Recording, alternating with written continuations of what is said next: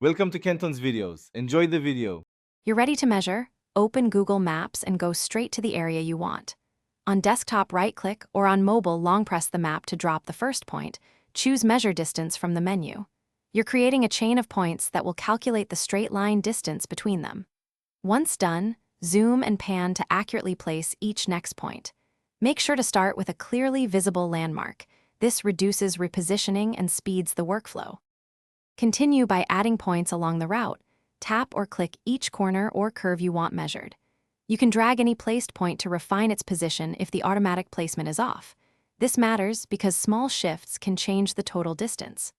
Once done adding points, switch to satellite view for visual cues like road edges or trail centers to align markers precisely. Make sure to pan smoothly and avoid accidental taps that create extra nodes. Delete any unnecessary points to simplify the path. To finish, view the cumulative distance displayed at the bottom of the map. It updates in real time as you add or move points. When you're satisfied, tap outside the map or use Clear to remove the measurement and save no changes. If the reading looks off, make sure you used straight line measurement, not driving directions.